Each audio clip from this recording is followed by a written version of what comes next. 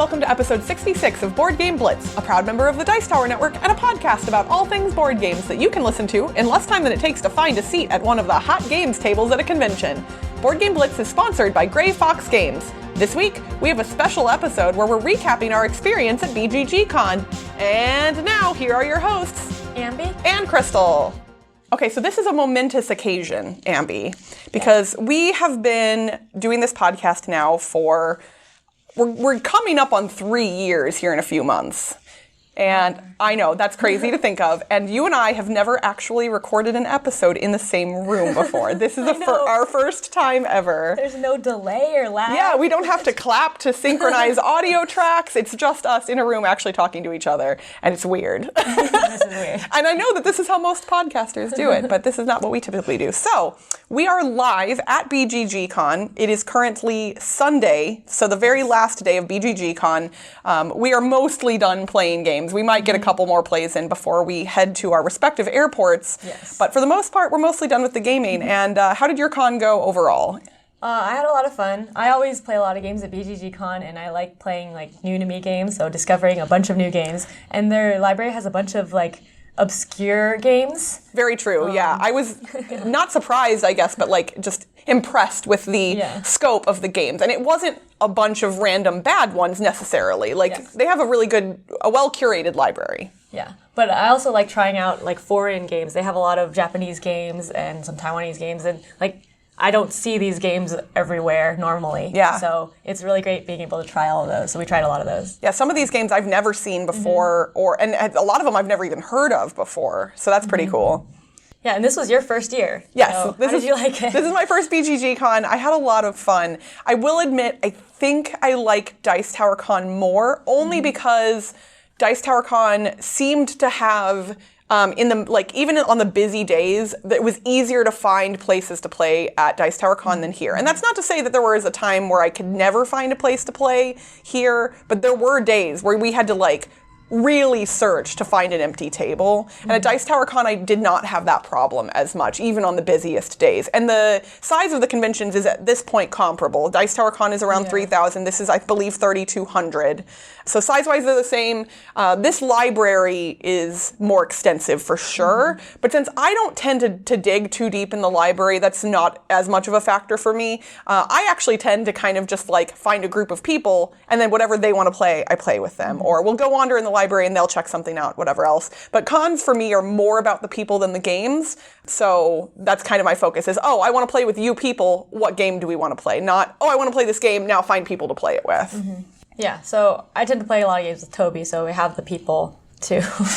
But then we both like trying a lot of the new games, so I like the library. I think Dice Tower Con has those 2 big ballrooms. Yeah. This will not help at all for future years of BGG.CON because this is the last year in this hotel. That's true. So this is moving to a downtown hotel for next year, which will be nice for me in theory if I come back because it's easier for me to fly Southwest out of Vegas and they fly direct into the airport that is not directly next to this hotel. Yeah. So also, people were having trouble with the validations because the hotel would validate incorrectly because you have to pay a toll every time you leave and enter the airport area. Oh, that's a bummer. I heard lots of complaints about that. Okay. With parking. But overall, the staff was lovely. The library was great. Food options are not good here. I know people have said that in the past. Yeah. We're kind of stuck right by the DFW airport, and it's hard to go elsewhere. I actually have not left this building since Tuesday. Wow. And now that I'm saying that out loud, that doesn't seem like a good thing. But I've just eaten at the hotel restaurant or brought in snacks or people have ordered pizza, things like that. So we went to the hotel buffet a couple times this year, which was a lot better than last year. I don't know if it's the days we went because they have different things each day, but last year it was really bad. And this year it was actually pretty good. But cool. We also went out to eat a couple times. We were making a vlog about BGG.CON, so you'll see. Yes, we're going to be putting up a vlog on the Dice Tower in the near-ish future, or who knows, the past. I don't know, when does this episode come out? Whatever. Time is Thursday, so the vlog will be later. Vlog will definitely be later. So keep an eye out for that on the Dice Tower channel. But you know what I think people want to hear about? I bet they want to hear about the games we played. Yes. So how many, I know this is always an impressive number, and it will be way more than mine, but how many total different games did you play this week? So for plays that I logged, some of them are demos, so it's like just trying out new games, like we would play a round or something. Most of them are full plays.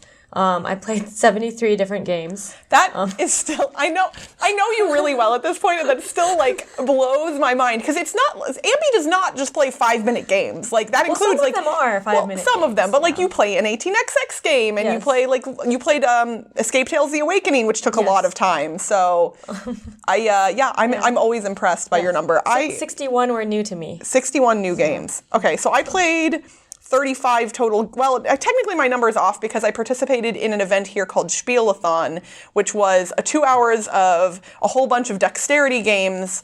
And I know I played 15 different times, but I think I only probably played about 8 or 9 different games there. We'll call it 8 just to be round. So that with those added in that I didn't track, I played about 43 different games, and probably, let's see, it says 29 new here, and I know most of those were new. So I probably played about 35 new to me games and about 40 to 45 total games. So yeah, half of what you played, basically.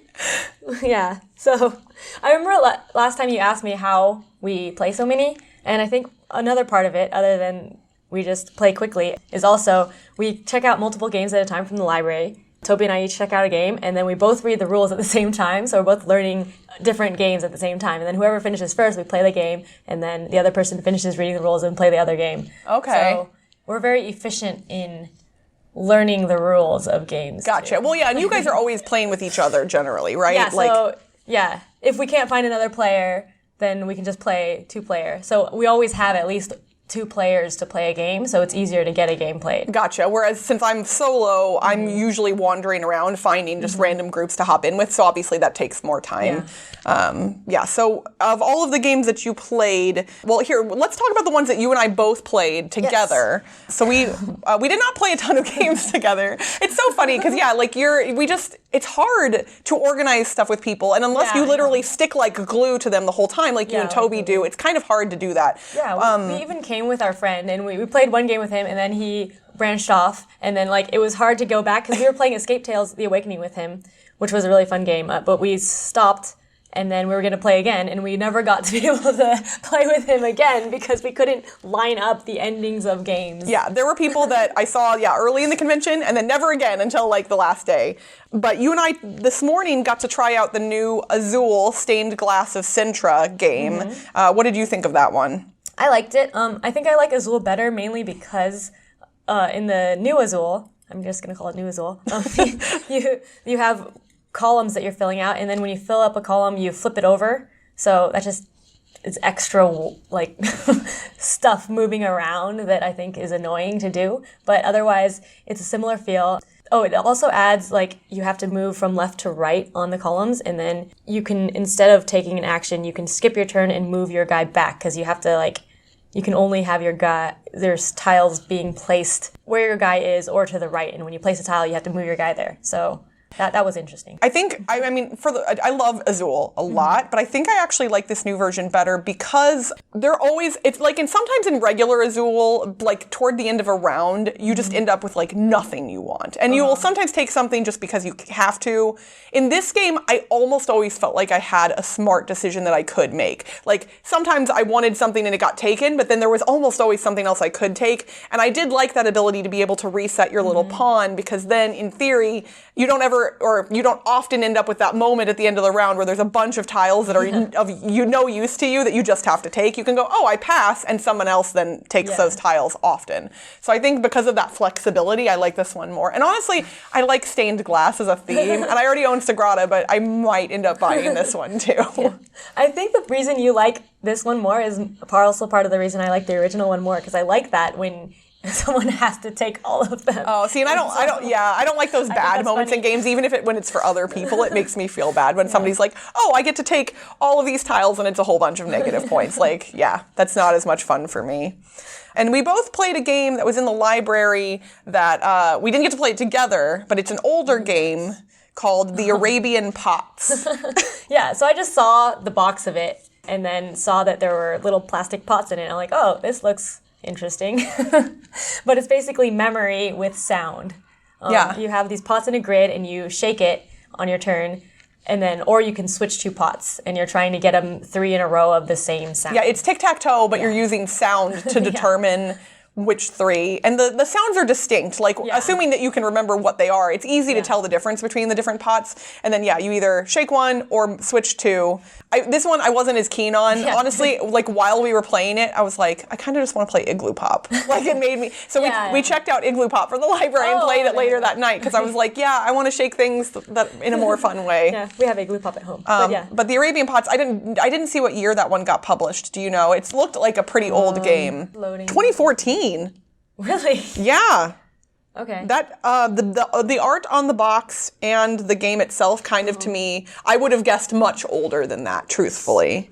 But I think it's Japanese because it had. Yes, it is Japanese. It had Japanese katakana on it on the board. Yes. Or on the box, and that's actually what I saw first because I was like, oh, look, Japanese. Which is interesting because it's set in Baghdad. The game is set in Baghdad, but it's a Japanese game. But one thing that was interesting about it is that in the rules, it had rules to play with blind people. So the board had numbers on the grid, so you can just say what number the pot is, so blind people can play with it. Yeah, there was a card with Braille on it in the box. I think that's really neat when games can be more accessible to people. The other one that we both played was Marble Bobsleigh, which I know like Eric had talked about in some of the Dice Tower coverage from Essen, and he was interested in, and I think he's very jealous that I got to play it. I know you weren't as keen on it because of this seems like the plastic components weren't working for you as much. Yeah, but like there's a board there, you put it together, and then it was not set well, so the marble would hit against where the seam was and not move. Oh, were you guys playing on maybe one of the tables where there's 2 tables? Yeah, it might have been like the table or. But we kept trying to... Oh, because that wasn't problematic for us. It was completely flush when we played it. It might also be because we played it later and it might have gotten... Yeah, it might have gotten some damage.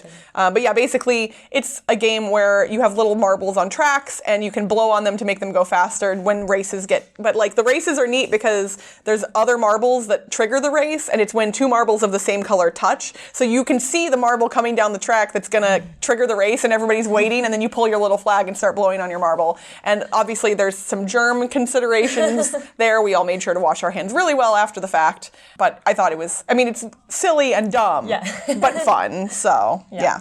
All right, so what are your top couple of games for the whole con? So I already mentioned Escape Tales: The Awakening, which I guess I didn't say what it is. It's a choose your own adventure puzzle game. So in Escape Tales, it's kind of like an escape room, but there's no time limit. And there's little passages in a book that you're reading. And the theme is you're trying to save your daughter from a coma. And you have to do this dark ritual to do it. So you're going in different locations. There's cards that are locations. And then as you read passages, you get different items or puzzle clues that are other cards. So you look at them and you're trying to solve the puzzles. And then if you do, there's an app that has all the puzzles in there and you type in the answer. And it tells you to go to a different passage in the book. So mix between choose your own adventure and puzzles, and I like both of those, so that was really fun. I like both of those as well, and I did not get to play this one here, but I'm really interested in it. Yeah, so that was one of my favorites. Also, another puzzle game is Curio, the Lost Temple, which is another, it's kind of an escape room type game, but it's replayable. So there's different puzzle modules. If you've played the game, the phone app Space Team, it's kind of like that, where there's different modules, and each person has a different module with puzzles that they're trying to solve, and other people have the puzzle clues and answers for them and tell them what to do, and then they solve it. But it's all real time, and everyone has their own puzzle that they're solving, and everyone else is telling them to solve puzzles. It was kind of hard because we were in the convention, so we couldn't hear each other, and then we lost our voices. So I would like to play it again, in a house. But that was pretty fun, the puzzles. That's cool. Yeah, and it's funny because there is a Space Team board game, but this sounds more complex than that, obviously, because it's puzzle solving. Mm-hmm. Any others that were standouts for you? Yeah. I guess my favorite of the non-puzzle games is Teotihuacan, which is a Euro game by the maker of Tzolk'in, the Mayan calendar, which is a game we played. So this game was similar to Tzolk'in. It reminded me of it. It has a temple track. You're getting a bunch of points by doing different things. You have these dice that you move around in a rondelle. And then as you do an action, you increase the dice pips so they level up. But then once they get to 6, they ascend and you get points, but then they go back to 1. So you're like going around. You get better things if they're higher numbers, but then they're going to go back to 1, and they also cost more to feed if they're higher numbers. And that was pretty interesting. Lots of just point gathering, and then there's like temple tracks and other stuff. Yeah, I've heard a lot of people talking about this game during the convention. Like, it seems like people are really digging that one a lot. Yeah, so I like that. Very cool. And I saw you got to try out Duelosaur Island, yes. which was in the library. I did not know it was in the library, and I'm super bummed because it's not out yet, right? Like, it hasn't. It hasn't shipped Kickstarted. Yeah, but it hasn't. I backed it. Okay. It definitely hasn't shipped to Kickstarter backers at all. I didn't even know production copies existed. Okay. And it's in the library apparently, and I'm bummed because I totally would have played it. But so how was that one? That was fun. Because you like Dinosaur Island. Yeah, but I didn't expect to like Duelosaur Island because normally I don't like card games that much compared to like original games, but yeah, I liked it. It was pretty good. It still has the same theme as Dinosaur Island and a similar things with the dice where you're drafting the dice and the special characters and stuff. So instead of having like the dinosaurs and buildings that you get, you have cards. So you can play either a dinosaur or a building. They're double-sided cards. Oh, okay, that's cool. So they're multi-use kind of to some degree. Okay. So that was pretty interesting, and I had a lot of fun with that. It felt similar, even though it's very different. So neat. Well, I'm excited to get my copy in the mail. I'm pretty sure I'll like it. I hope, since I backed it on Kickstarter. What was your favorite game of the convention? I don't know if there was a single standout for me. I will say I did get to demo Reavers of Midgard, which, as of this episode coming out, just finished on Kickstarter, I think a couple of days ago. But we've obviously been promoting it because Gray Fox is our amazing sponsor. And I assumed that I would like Reavers because I love Champions so much. But then they said, oh, well, Reavers is a little bit more Euro than Champions of Midgard. So I wasn't sure. I really liked it. What's neat about it is it has a familiarity because it's in the same universe as Champions, and it has similar types of actions that you can do. But in Reavers of Midgard, you can choose to do actions in different ways. So instead of just going to a thing and fighting a thing by rolling dice and potentially doing poorly, most of the actions you can either chuck dice if you want to, or if you have the right die faces on your board already, because you roll the dice and leave them on your board with specific faces up, you can just spend dice to complete actions. So you can actually completely game it out if you want and not have to roll dice at all for the most part. And I think for people who don't like dice chucking, this will definitely be more enjoyable than Champions for them. I like both games a lot. We only got to play a couple of rounds because it was a demo, but I really enjoyed it. So I imagine that they'll be doing late pledges at some point, or possibly pre-orders. So keep an eye out, for that from Gray Fox Games if you're interested and missed the Kickstarter. I also got to demo Gen 7, which is the new Crossroads game from Plaid Hat / Fantasy Flight. It's all one thing now, I think. Yeah. So Gen 7 is a cooperative game where you are the 7th generation on what is called a generation ship. So Earth became uninhabitable, so everybody set off in a giant spaceship to go find a new planet to live on. And you are you were born on this ship and you will die on this ship. And you are just trying to survive and thrive, basically, but it is kind of campaign-based. So you start with different scenarios, and then based on what choices you make, the story branches, and you go into completely different scenarios, which I think is really interesting. So you can play this and get a completely different path than someone else who's playing the same game, and you have to make pretty interesting decisions. They mentioned to me specifically that I think in the first scenario or early on, this might be a mild spoiler, so if you care about that, skip ahead 15 seconds. But one of the decisions that you get presented with early on is there's an AI that controls the ship, and you can hear that the AI maybe can't be trusted, and you as a group have to decide, do you shut her down or not? And I was like, oh, that sounds interesting. But it is cooperative, and it's similar to Dead of Winter in that you're collecting resources and then spending resources to complete tasks. You also have private tasks that you have to complete on your own, but they're not secret. And you gain reputation as you're completing things, both for the group and yourself. And that influences how much power you have when the group votes on things. So if you've done a lot of stuff, then you have more power in making decisions on the ship, which is, that makes sense. It's all really interesting. And thematically, I'm very into it. So that one's releasing in a few weeks, I think. It is not out yet, but I'm probably going to pick that one up. I also really liked Catch the Moon, which I know people were buzzing about at Essen, but I hadn't really seen in person. It's a dexterity game where you're stacking ladders on top of each other, and that's it, but it's so much fun. I loved it, and it's got great table presence. They actually had a big version of it here in one of the vendor halls. And I didn't see that. Yeah, it was pretty cool. So Catch the Moon was great. I got to play Rescue Polar Bears, which, if anybody's seen pictures of that one online, they're the cutest little components. These tiny, there's like mama bears and papa bears and baby bears. We unfortunately did not win. It is a cooperative game where you have to save all the polar bears, and we did not save all of them. We were so close. We were really close, but that one was really good. Oh, and Cupcake Empire was great as well. Cupcake Empire is a game where you're literally baking cupcakes and serving them to customers, building bakeries, creating recipes. Pretty light, but cute. I liked that one a lot. The components in that one were great. I actually, so you were talking about how there's some older games in the library. Mm-hmm. I saw Spiel des Jahres logo on a box that looked old, and so I grabbed it. It was a 1994 nominee for the Spiel des Jahres. I don't think it was the winner. We did Google Translate on the German on the box, and we believe it was just nominated, called Billabong. It was it's a kangaroo racing game where everyone controls 5 different kangaroos, and you're just racing in a single circle around a Billabong, but it's an abstract strategy game. So every time you move a kangaroo, you can jump over other kangaroos, and you can even jump over multiple kangaroos, based on where you're placed. So you can jump over potentially lots and lots of different spaces all in one go. I will say, while it was fun, early game and late game were slow because the kangaroos were all bunched up. In the middle of the game, people were like leap, leap, leap, leap all over the place, and so it was really fun in the middle. Beginning and end, not as much. But it was still interesting to try an older game that got nominated for the Spiel, and obviously that's a game I'm probably not going to find many other places. Oh, and I played one other dexterity game that I loved called Minute Work. That's the new one from Pretzel Games, and you are putting girders like into a construction site and then putting little meeples onto those girders, and those meeples are sometimes holding little beams or bricks.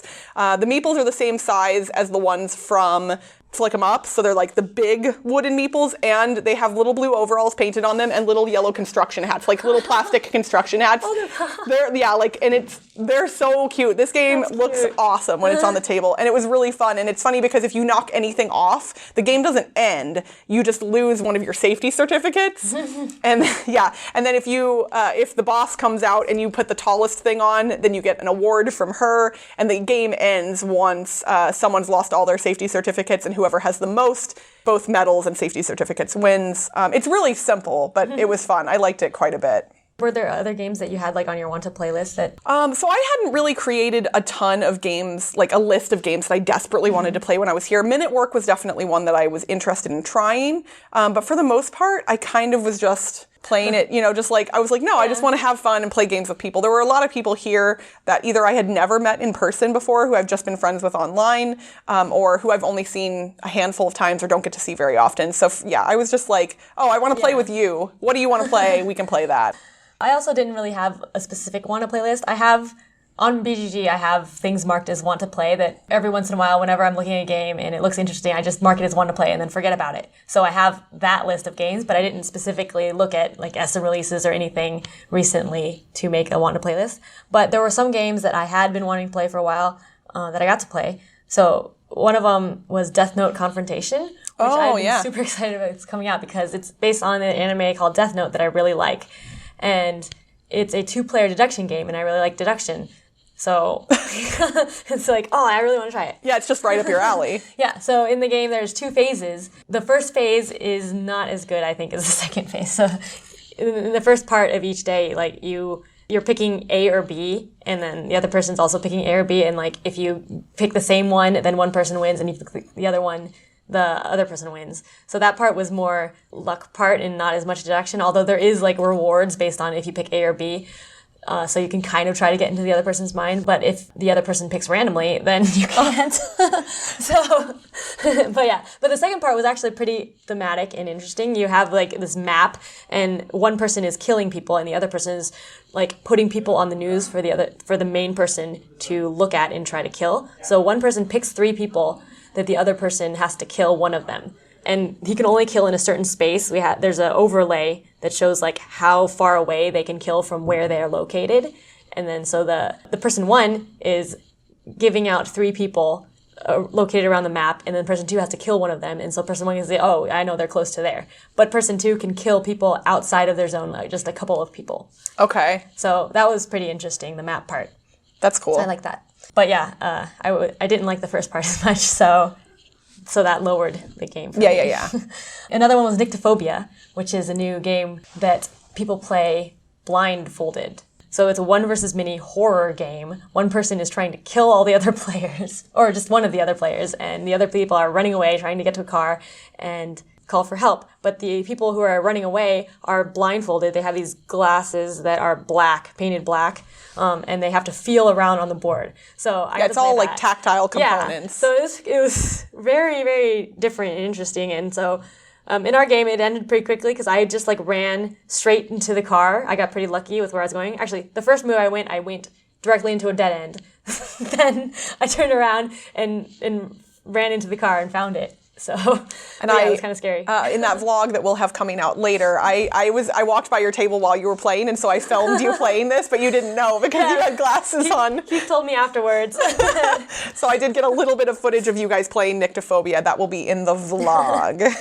Yeah, and I already mentioned that I played a bunch of Japanese games. One of them was called Shibuya, which is based on, there's a place in Japan called Shibuya, and they have this crosswalk that's a 4-way intersection, and it gets really crowded. So I took a video of that when we were there because it's a tourist spot, like just looking at the crosswalk.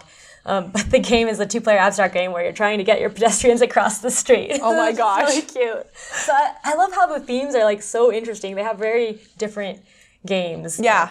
For sure. That's really cool. So we also got to play a little bit of Strike, of course. Yes. And I know you got to try Impact, the new... I can't even say at this point it's the new version of Strike, because from everything I've heard, it's no different. Strike. Yeah. So the main rules are the same as Strike. There's variant where the things give powers. I think it's only the die that starts at the beginning has the symbol on it, and that symbol gives you powers if there are 2 in there.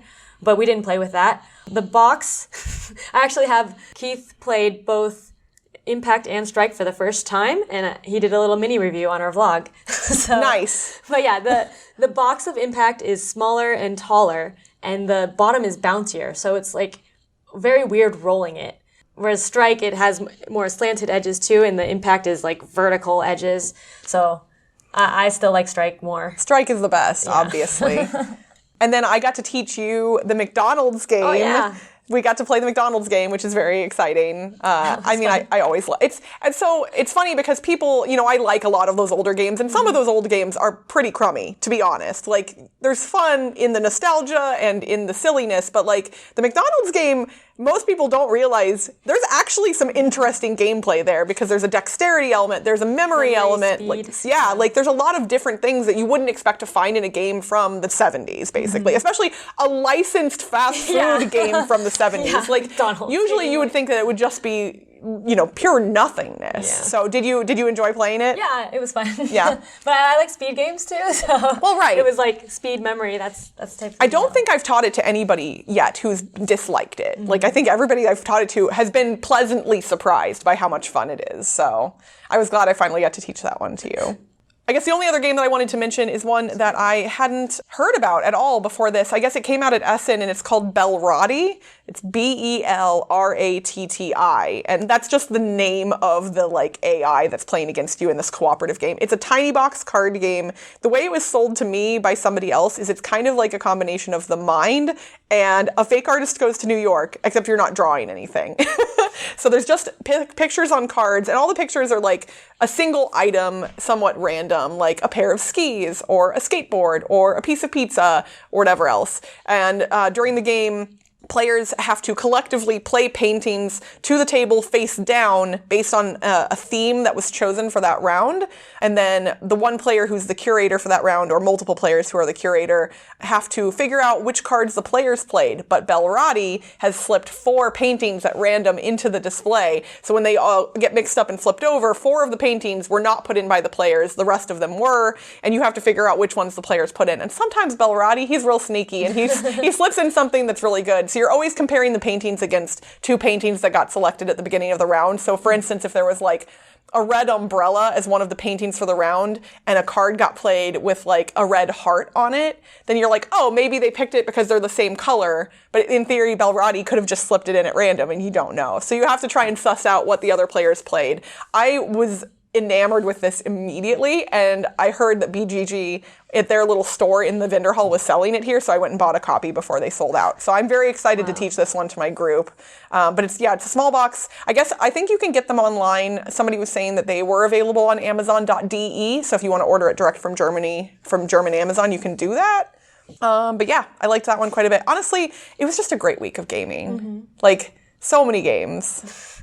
So that reminded me of another game I played with art cards called Detective Club, which is a mix between Spyfall and Dixit. Oh. All these games that are a mix of something and something else. But yeah, so one person is actually trying to make sure that the spy doesn't get caught, and they make up the word, and they play a card. And so other people have to play a card that matches that word.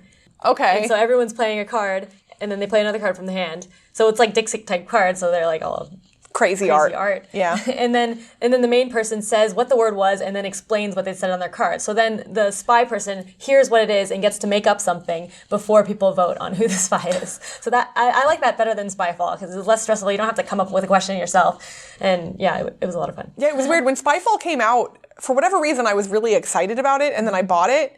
I played it once, and I'm just never again. I don't know, like, it's not appealing to me anymore, but this sounds more my jam. Yep.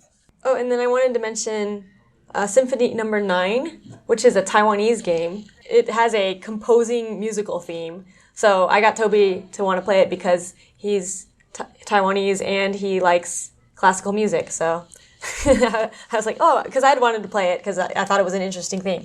In Symphony No. 9, you're patrons of the different classical composers. So you have these little cubes that you're getting and you're paying money for extra cubes. And then whoever has the most cubes of one composer is like the major patron, and they get their composing sheet.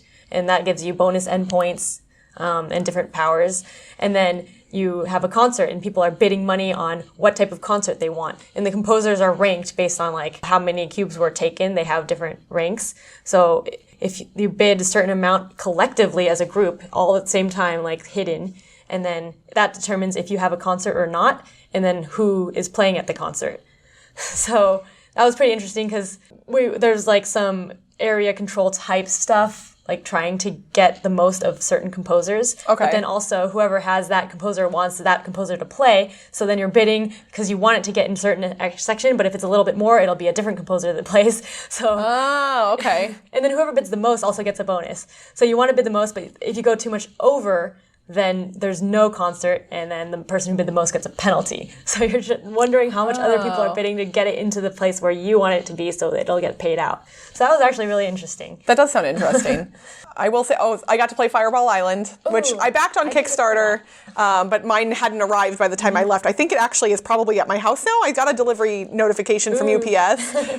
So I did get to play it here. It is exactly what it should be. Obviously, while they have made it more strategic than what the original was, like, it's still not like a super strategic game. Yeah. It's just silly fun, and it works really well for what it is. So that was good. The only other game that I wanted to mention that I haven't yet, I actually got to try a prototype called Our Town, but Our is spelled H-O-U-R, like 60 Minutes, so Our Town. It is a real-time worker placement game where your workers are 3 hourglasses. Each one is a minute. Ooh. The board is basically a town with 2 streets crisscrossing each other, and then a bunch of spaces where buildings can go. You start with some title deeds in front of you of buildings that you can begin, and then once buildings, so then you can put your workers on the title to build the base of the building, and then all of the buildings have little holes in them for cubes, and when your hourglass runs out, you can put a cube into that resource spot. So like there's spaces to collect brick, stone, and wood on the board. And when you go to those spaces with your hourglass, when it runs out, you get that resource. You can then use it to construct the buildings. And some of the buildings have multiple layers. So you have to get all of the cubes on a certain layer to be able to put the next level onto it. And then there's bonuses for having majority in an entire building that's been completed and each floor of the building. So at the end of the game, you get cubes back after everything is done. And the game lasts about 20-ish minutes, so it's pretty quick, but it's really strategic. For like a 20-minute game, I was really surprised, and I think you would dig this a lot. But yeah, like, it was interesting because you can, when you complete a resource, if there isn't a place you want to put it, you can kind of just leave it in the area for that resource. So like if I finish a wood cube, I can just put my cube in the wood section, and someone else can grab it and use it to help complete a building. And you get points for buildings that you don't have majority in too. You just don't get quite as many. So it's actually good to diversify and spread yourself out. I was very bad at this when I played it. But yeah, it was really fun. I don't think any publishers have picked this one up yet, but I would be shocked if someone doesn't pick this game up. It is a little bit fiddly in that, like, you have different spaces to go for the resources all over the board. So you're kind of crisscrossing arms to like grab your hourglasses when they run out and like place new things. And that was a little bit annoying, but not, I mean, it's a 20-minute game, so it didn't bother me enough to like make me dislike it. So, and I imagine obviously if a publisher picks it up, it might change a little bit, but if this one gets picked up, keep an eye out for it, people. Our Town, I really, really dug it. Oh, and I had one more game I wanted to mention. It wouldn't be a podcast with Ambie without mentioning 18XX. That's true. No. But yeah, we played 1830. We actually taught a couple of people how to play, and we played a 6-player game. So 4 people already knew how to play, and 2 people were new. And this was actually a really good game of 1830. It only lasted 2.5 hours, and no one went bankrupt. So that's really fast. Yeah, that is fast. Because we play quickly. And it was also with beginners, and they really enjoyed it, so that was good. And then also, the 4 experienced players were all really close. Like, the scores were 5,808, 5,619, 5,475, and 5,397, which is all really close. And at one point, Toby was in the lead, and then things changed, and then someone else was in the lead, and then I would have been winning because I was getting a lot of cash, but then the game ended up going longer, and then the stocks got a lot better, so then my stocks were bad because other people had better stocks, but I was getting more cash. So then they ended up getting ahead. So there were a lot of things going on, and it was a really great game. And I don't play 6 players that much for 1830. That's the maximum player count. I think that was our second time playing 6 players. So it's very different. That's really cool, though. And I mean, yeah, you got to get that 18XX in, like, obviously, with a con this long. Oh, and then we did our eating thing. Yes, so we hit one of our funding goals on Patreon. Thank you so much to our Patreon supporters. Every single dollar, like even those little $1 amounts, make a big difference, and they allowed us to get the microphones that we're recording this episode on currently. So thank you guys for that. But yes, we hit a funding goal. So we recorded a video where we ate we played Strike and then used that to facilitate the eating of some weird and gross foods. And it was amusing. And we're going to premiere that video on YouTube at some point in the near future, in the next probably couple of weeks or so. And what's neat is we're going to use this new feature on YouTube where we're going to premiere it like it's a live video, even though it won't be live.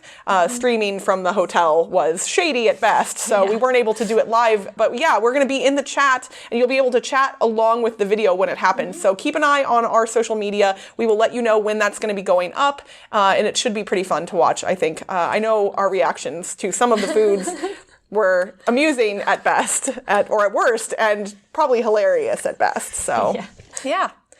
All right, so I guess BGG.CON is wrapping up today. We should probably get back to maybe see if we can fit 1 or 2 more games in before we have to go to the airport. Yeah. It has been so wonderful to record an episode in person.